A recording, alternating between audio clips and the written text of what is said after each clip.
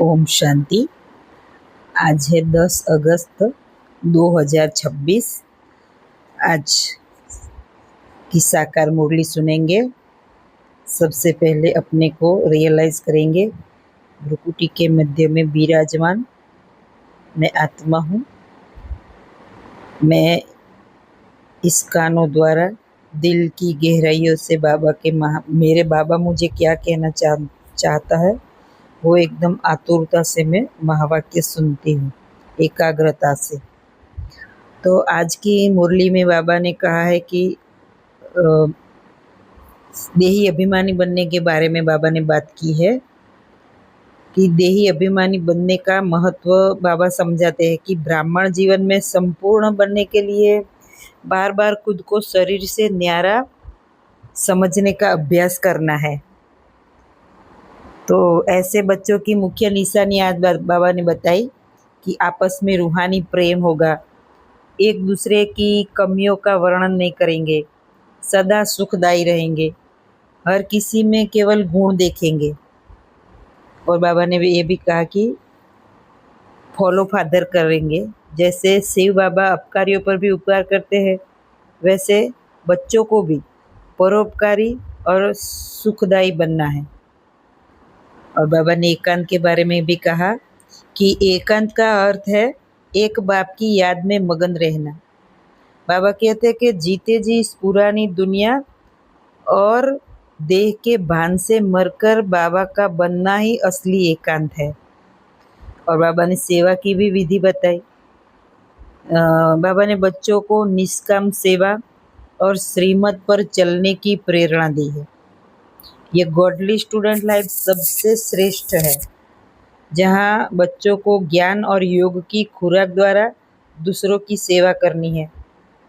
और मोह के बारे में भी बताया बाबा ने कि पुरानी दुनिया में मोह रखने से हृदय अशुद्ध होता है और खुशी गायब हो जाती है।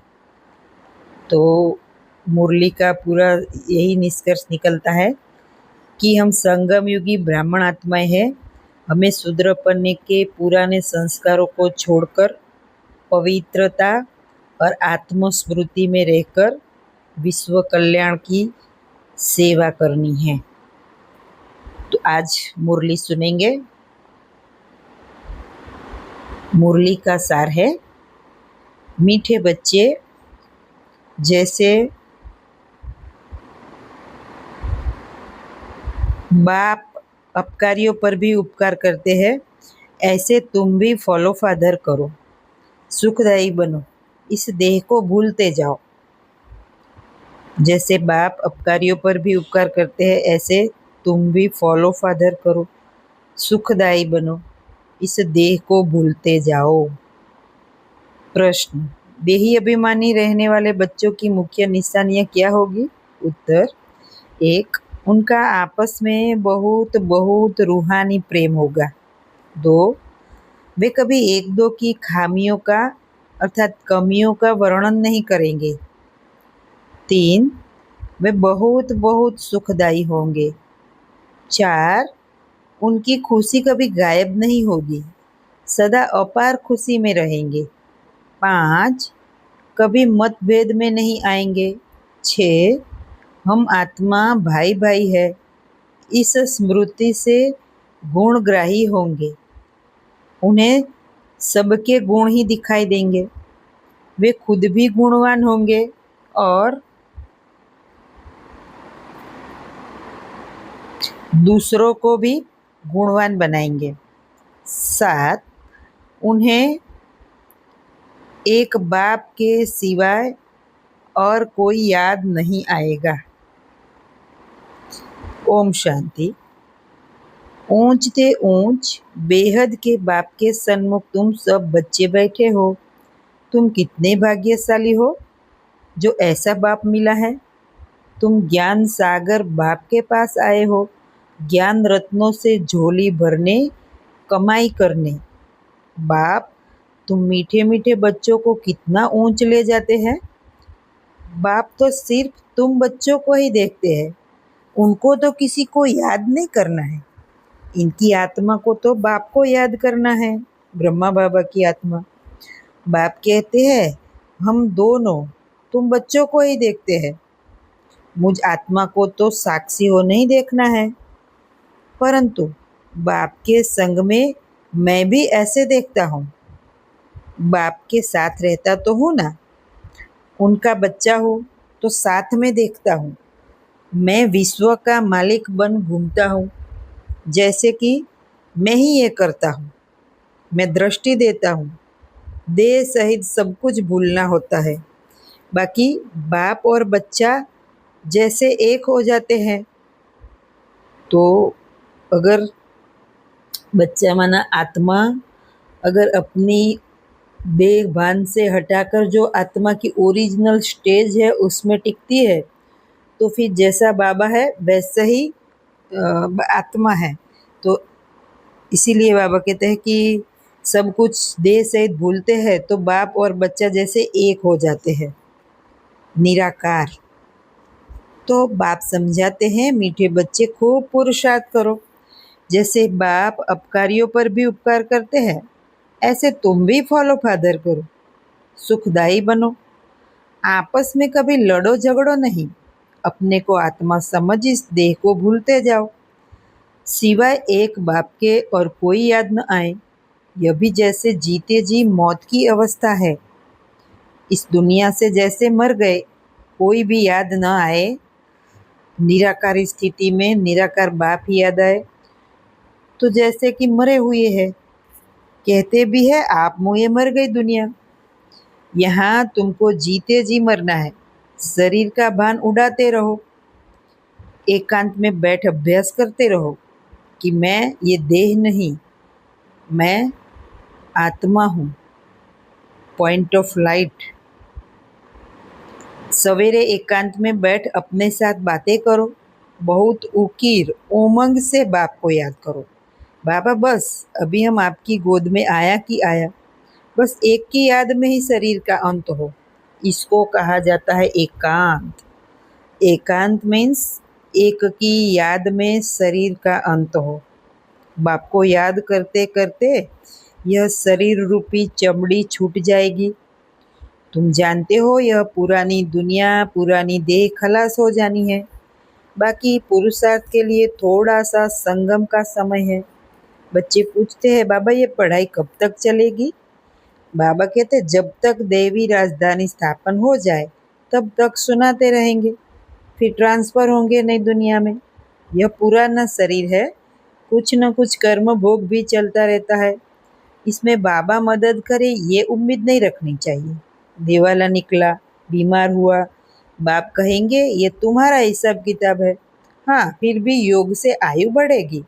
अपनी मेहनत करो, कृपा मांगो नहीं। बाप को जितना याद करेंगे इसमें ही कल्याण है। जितना हो सके योग बल से काम लो। भक्ति मार्ग में गाते हैं, मुझे पलकों में छिपा लो, प्रिय चीज को नूरे रत्न प्राण प्यारा कहते हैं। यह बाप तो बहुत प्रिय है, परंतु है गुप्त। उनके लिए लव ऐसा होना चाहिए जो बात मत पूछो। बच्चों को तो बाप अपनी पलकों में छिपाते ही है। पलके को ये आंखें नहीं, ये तो बुद्धि की बात है। मोस्ट बिलवेड निराकार बाप हमें पढ़ा रहे हैं। वह ज्ञान का सागर, सुख का सागर, प्यार का सागर है। ऐसे मोस्ट बिलवेड बाप के साथ कितना प्यार होना चाहिए। बच्चों की कितनी निष्काम सेवा करते हैं। तुम बच्चों को हीरे जैसा बनाते हैं। कितना मीठा बाबा है, कितना निरंकारी बन तुम बच्चों की सेवा करते हैं। तो तुम बच्चों को भी इतने प्यार से सेवा करनी चाहिए। श्रीमत पर चलना चाहिए। कहाँ अपनी मत दिखाई तो तकदीर को लकीर लग जाएगी। तुम बच्चों का आपस में बहुत बहुत रूहानी प्रेम होना चाहिए, परंतु देह अभिमान में आने के कारण वह प्यार एक दो में रहता नहीं है। एक दो की खामियां ही निकालते रहते हैं। फलाना ऐसा है, वह ये करता है। तुम जब देही अभिमानी थे तो किसकी खामियां नहीं निकालते थे। आपस में बहुत प्यार था। अब फिर वही अवस्था धारण करनी है। पहले तुम कितने मीठे थे, फिर ऐसा मीठा फिर ऐसा मीठा सदा सुखदायी बनो। देह अभिमान में आने से दुखदायी बने तो तुम्हारी रूहानी खुशी गायब हो गई, लाइफ भी छोटी हो गई। अब फिर बाप आया है तुम्हें सतो प्रधान बनाकर सदा सुखदायी बनाने। तुम जितना बाप को याद करते रहेंगे उतना खामियां निकलती जाएगी, मतभेद निकलता जाएगा। यह पक्का याद रहे, हम भाई भाई है। आत्मा भाई भाई को देखने से सदैव गुण ही दिखाई पड़ेंगे। सबको गुणवान बनाने की कोशिश करो। अवगुणों को छोड़ गुणों को धारण करो। कभी किसी की ग्लानि नहीं करो। कोई कोई में ऐसी खामियां हैं जो खुद भी समझ नहीं सकते हैं। वह तो अपने को बहुत अच्छा समझते हैं, परंतु खामी होने के कारण कहाँ न कहाँ उल्टा बोल निकल पड़ता है। सतो प्रधान अवस्था में ये बातें नहीं होती। अपने आप को देखो, हम कितने मीठे बने हैं। हमारा बाप के साथ कितना लव है। बाप से लव ऐसा हो जो एकदम चटका रहे। बाबा, आप हमको कितना ऊंच समझदार बनाते हो, स्वर्ग का मालिक बनाते हो। ऐसे अंदर में बाप की महिमा कर गद गद होना चाहिए। रूहानी खुशी में रहना चाहिए। गाते भी है खुशी जैसी खुराक नहीं। बाप के मिलने की भी कितनी खुशी रहनी चाहिए। जिसको 2500 बरस से ढूंढ रहे थे, कहाँ कहाँ ढूंढा, अब वो सामने से आकर कहता है कि बच्चे मैं तुम्हारा बाप हूँ। तो ऐसे बाप के बनने की कितनी खुशी रहनी चाहिए। संगम पर ही तुम बच्चों को 21 जन्मों के लिए सदा खुशी में रहने की खुराक मिल जाती है। फिर कोई को किसी बात की चिंता नहीं रहती है। अभी कितनी चिंताएं हैं, इसलिए उसका असर शरीर पर भी आता है। जो माइंड में डर की, चिंता के थॉट्स क्रिएट होते हैं, तो सारा उसका असर शरीर, बॉडी पर आता है। तुमको तो कोई बात की चिंता नहीं। यह खुशी की खुराक तुम एक दो को खिलाते रहो। एक दो की यह जबरदस्त खातिरी करनी है। ये खुशी की खुराक खिलाना माना किसी को खुश करने का अर्थ है कि उसको आत्मा का और परमात्मा का परिचय दे देना। तो वही तो सबसे जबरदस्त खातरी है। ऐसी खातरी मनुष्य मनुष्य की कर नहीं सकते। तुम बाप की श्रीमत पर ये खातरी करते हो। खुश खैरापत भी ये है कि इसको बाप का परिचय देना। बाप का परिचय देना वही खातरी है, वही खुश खैरापत है। तो बाबा कहते ये सबको देते रहो। ये ज्ञान और योग की फर्स्ट क्लास वंडरफुल खुराक है। ये खुराक एक ही रूहानी सर्जन द्वारा मिलती है। मन मना भव, मध्याजी भव, बस 2 वर्षन्स की ये खुराक है। मोस्ट बिलवेड बाप से विश्व की बादशाही मिलती है। यह कोई कम बात थोड़े ही है। ये 2 वचन ही नामी ग्रामी है। इन 2 वचनों से तुम एवर हेल्दी एवर वेल्दी बन जाते हो। तो तुम बच्चों को इन बातों का सिमरण कर हर्षित रहना चाहिए। अभी सारी देह देह के संबंध, व्यक्ति, वस्तु, पदार्थ, इन सब की चिंता छोड़कर बस अपने को निराकार आत्मा समझना। मैं हूँ ही आत्मा, 7 गुणों का स्वरूप। तो ये सोल कॉन्शियस में रहना और बॉडी का भान, बॉडी कॉन्शियसनेस को तोड़ना।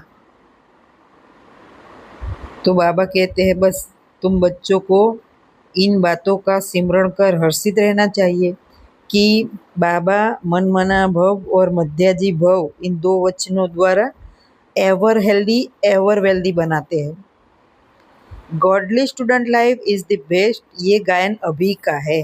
अभी की जो गॉड के हम स्टूडेंट बने हैं वो लाइफ सबसे बेस्ट है। अभी जितना हो सके 1-2 को ये रूहानी खुराक पहुंचाओ। एक दो की उन्नति करो, टाइम वेस्ट न करो। बड़े धीरज से, गंभीरता से, समझ से बाप को याद करो। अपनी जीवन हीरे जैसी बनाओ। तो बाप को याद कैसे करना है? बड़े धीरज से, गंभीरता से और समझ से कि जैसा बाबा है निराकार, वैसी मैं आत्मा भी निराकार हूँ। तो ये समझ है। और धीरज रखनी है। अगर कोई वेस्ट थॉट्स अगर हम मेरे और बाबा के बीच में आता है, तो ऐसे नहीं कि योग नहीं लग रहा तो मैं अब नहीं बैठती, नहीं। धीरज और गंभीरता से बाप को याद करो और अपनी जीवन हीरे जैसी बनाओ। मीठे बच्चे, बाप की जो श्रीमत मिलती है उसमें गफलत नहीं करनी चाहिए। बाप का संदेश सभी को पहुंचाना है। बाप का मैसेज सभी को मिलना तो है ना। मैसेज बहुत सहज है, सिर्फ बोलो अपने को आत्मा समझ, बाप को याद करो और कर्मेंद्रियों से मनसा वाचा कर्मणा कोई भी बुरा कर्म नहीं करो। एक दिन तुम्हारे इस साइलेंस बल का आवाज निकलेगा। दिन प्रतिदिन तुम्हारी उन्नति होती जाएगी, तुम्हारा नाम बाला होता जाएगा। सब समझेंगे ये अच्छी संस्था है, अच्छा काम कर रहे हैं। रास्ता भी बहुत सहज बताते हैं। यह ब्राह्मणों का झाड़ बहुत बढ़ता जाएगा, प्रजा बनती रहेगी, सेंटर्स बहुत वृद्धि को पाएंगे। तुम्हारी प्रदर्शनी भी गांव गांव में होगी। तुम बच्चों को बड़ी भारी सर्विस करनी है। तुम्हारे नए नए सेंटर्स खुलते जाएंगे, जिसमें अनेक मनुष्य आकर अपनी जीवन हीरे जैसी बनाते रहेंगे। तुम्हें बहुत प्यार से एक एक की संभाल करनी है। कहाँ किसी बेचारे के पैर खिसक न जाए। माना आत्मिक स्थिति, इस स्पिरिचुअलिटी का जो स्टडी है, ये आध्यात्मिक अभ्यास, उससे खिसक कर फिर से वापस पुरानी दुनिया में न जाए। जितने जास्ती सेंटर्स होंगे उतना जास्ती आकर जियादान पाएंगे। जब आप बच्चों का प्रभाव निकलेगा तो बहुत बुलाएंगे कि यहाँ आकर हमको मनुष्य से देवता बनाने का राजयोग सिखाओ। आगे चलकर बहुत धूमधाम होगी कि वही भगवान आकर आबू में पधारे हैं। तुम बच्चे देख रहे हो कि इस समय पुरानी दुनिया में अनेक इंटरनेशनल रोल है। अब ये सभी रोलें खत्म होने हैं। इसकी तुम्हें कोई भी फिक्रात नहीं करनी है। जो भी हो रहा है उसको देखकर चिंता नहीं करनी, डरना नहीं। तुम सबको सुनो कि इसकी परवाह नहीं करो। अब ये पुरानी दुनिया गई की गई, इसमें मोह नहीं रखना है। अगर मोह होगा, हृदय शुद्ध नहीं होगा, तो अपार खुशी भी नहीं रहेंगी। तो अगर ये पुरानी दुनिया की लेकर जो भी हलचलें हो रही है उसको लेकर ही चिंता है, ये मोह है इस दुनिया से, तो हृदय शुद्ध नहीं होगा तो फिर खुशी कैसे होगी। बच्चों को अथाह ज्ञान धन का खजाना मिलता रहता है, तो अपार खुशी होनी चाहिए। जितना हृदय शुद्ध होगा उतना औरों को भी शुद्ध बनाएंगे। योग की स्थिति से ही हृदय शुद्ध बनता है। तुम बच्चों को योगी बनाने का भी शौक होना चाहिए। अगर देह में मोह है, देह अभिमान रहता है, तो समझो हमारी अवस्था बहुत कच्ची है। देही अभिमानी बच्चे ही सच्चा डायमंड बनते हैं। इसलिए जितना हो सके देही अभिमानी बनने का अभ्यास करो। अच्छा, मीठे मीठे सिक्की लदे बच्चों प्रति माता पिता बाप दादा का याद प्यार और गुड मॉर्निंग। रूहानी बाप की रूहानी बच्चों को नमस्ते। हम रूहानी बच्चों की रूहानी बाप दादा को याद प्यार, गुड मॉर्निंग और नमस्ते, शुक्रिया। धारणा के लिए मुख्य सार, पहली पॉइंट, बाप समान निरहंकारी बन बहुत प्यार से सबकी सेवा करनी है। श्रीमत पर चलना है, अपनी मत पर चलकर तकदीर को लकीर नहीं लगानी है। दूसरी पॉइंट, संगम पर बाप द्वारा जो खुशी की खुराक मिली है वही खुराक खाते और खिलाते रहना है। अपना टाइम वेस्ट नहीं करना है। बड़े धीरज से, गंभीरता से, समझ से बाप को याद कर अपनी जीवन हीरे जैसी बनानी है। वरदान, आसक्ति को अनासक्ति में परिवर्तन करने वाले शक्ति स्वरूप भव। आसक्ति को अनासक्ति में परिवर्तन करने वाले शक्ति स्वरूप भव। आसक्ति किसी वस्तु, व्यक्ति, वैभव, पदार्थ, उसका आकर्षण होना आसक्ति, तो उसको अनासक्ति में आकर्षण मुक्त बनो। शक्ति स्वरूप बनने के लिए आसक्ति को अनासक्ति में बदली करो। अपनी देह में, संबंधों में, कोई भी पदार्थ में यदि कहाँ भी आसक्ति है तो माया भी आ सकती है और शक्ति रूप नहीं बन सकते। इसलिए पहले अनासक्त बनो, तब माया के विघ्नों का सामना कर सकेंगे। विघ्नों के आने पर चिल्लाने व घबराने के बजाय शक्ति रूप धारण कर लो तो विघ्न विनाशक बन जाएंगे। तो बाबा का कहने का अर्थ है कि किसी भी देह, अपनी देह में, संबंधों में या पदार्थ में अभी हमारा मोह है, आसक्ति है, आकर्षण है कि मेरा है, तभी माया आएगी। अगर मेरा समझेंगे तो उसके पीछे डर, चिंता, फिक्र रहेगी कि कुछ हो न जाए, तो फिर तो माया, डर के विचार क्या है, वही तो माया है ना। इसलिए अब बाबा कहते शक्ति रूप बनो और इस अनासक्त बनो, तब माया के विघ्नों का सामना कर सकेंगे। स्लोगन: रहम, निस्वार्थ और लगाव मुक्त हो। स्वार्थ वाला नहीं, किसी की सेवा करते हैं तो उसमें स्वार्थ नहीं होना चाहिए। निस्वार्थ और लगाव मुक्त। मातेश्वरी जी के अनमोल महावाक्य। जीवन की आस पूर्ण होने का सुहावना समय। हम सभी आत्माओं की बहुत समय से यह आशा थी कि जीवन में सदा सुख शांति मिले। अब बहुत जन्म की आशा कब तो पूर्ण होगी। अब ये है हमारा अंतिम जन्म। उस अंत के जन्म की भी अंत है। ऐसा कोई नहीं समझे मैं तो अभी छोटा हूँ। छोटे बड़े को सुख तो चाहिए ना, परंतु दुख किस चीज़ से मिलता है उसका भी पहले ज्ञान चाहिए। अब तुमको नॉलेज मिली है कि इन 5 विकारों में फंसने कारण ये जो कर्म बंधन बना हुआ है, उनको परमात्मा की याद अग्नि से भस्म करना है। यह है कर्म बंधन से छूटने का सहज उपाय। इस सर्वशक्तिवान बाबा को चलते फिरते श्वासोश्वास याद करो। अब ये उपाय बताने की सहायता खुद परमात्मा आकर करता है, परंतु इसमें पुरुषार्थ तो हर एक आत्मा को करना है। परमात्मा तो बाप, टीचर, गुरु रूप में आए हमें वर्षा देते हैं, तो पहले उस बाप का हो जाना है। बाप के संबंध में उसका हो गए, माना हमारा वो बाप बन गया, तो वो संबंध।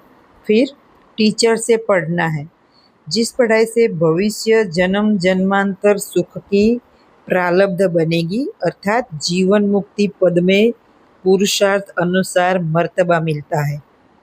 और गुरु रूप से पवित्र बनाए मुक्ति देते हैं। तो इस राज को समझ ऐसा पुरुषार्थ करना है। यही टाइम है पुराना खाता खत्म कर नई जीवन बनाने का। इसी समय जितना पुरुषार्थ कर अपनी आत्मा को पवित्र बनाएंगे, उतना ही शुद्ध रिकॉर्ड भरेगा। फिर सारा कल्प चलेगा। तो सारे कल्प का मदार इस समय की कमाई पर है। देखो, इस समय ही तुम्हें आदि मध्य अंत का ज्ञान मिलता है। हमको 100 देवता बनना है और अपनी चढ़ती कला है। फिर वहाँ जाके प्रारब्ध भोगेंगे। वहाँ देवताओं को बाद का पता नहीं पड़ता कि हम गिरेंगे। अगर यह पता होता कि सुख भोगना फिर गिरना है, तो गिरने की चिंता में सुख भी भोग नहीं सकेंगे। तो यह ईश्वरीय कायदा रचा हुआ है कि मनुष्य सदा चढ़ने का पुरुषार्थ करता है, अर्थात सुख के लिए कमाई करता है। परंतु ड्रामा में आधा आधा पार्ट बना पड़ा है। जिस राज को हम जानते हैं, परंतु जिस समय सुख की बारी है तो पुरुषार्थ कर सुख लेना है। यह है पुरुषार्थ की खूबी। तो ये ड्रामा जो बना हुआ है आधा कल्प सुख का और दुख का, तो अभी जो सुख का समय आने वाला है तो उसके लिए पुरुषार्थ करना है। एक्टर का काम है एक्ट करने समय संपूर्ण खूबी से पाठ बजाना। जो देखने वाले हैर हैर वाह वाह करे। इसलिए हीरो हीरोइन का पाठ देवताओं को मिला है, जिन्हों का यादगार चित्र गाया और पूजा जाता है। निर्विकारी प्रवृत्ति में रह कमल फूल समान अवस्था बनाना, यही देवताओं की खूबी है। इस खूबी को भूलने से ही भारत की ऐसी दुर्दशा हुई है। अब फिर से ऐसी जीवन बनाने वाला खुद परमात्मा आया हुआ है। अब उनका हाथ पकड़ने से जीवन नैया पार होगी। अच्छा, ओम शांति। ये अव्यक्त इशारे अपवित्रता के बीज को भी समाप्त कर संपूर्ण स्वच्छ पवित्र बनूं। मैं संगम युगी ब्राह्मण हूँ। ये व्यर्थ संकल्प, अपवित्रता के संस्कार, शूद्र के संस्कार व स्वरूप है। ऐसा अनुभव हो कि ये अपवित्रता और विस्मृति के संस्कार, जो मेरे अर्थात ब्राह्मणपन के नहीं लेकिन शूद्रपन के हैं, उनको मेरा समझते हो तो माया के वश होकर परेशान होते हो। अच्छा, Om Shanti. Thank you Baba.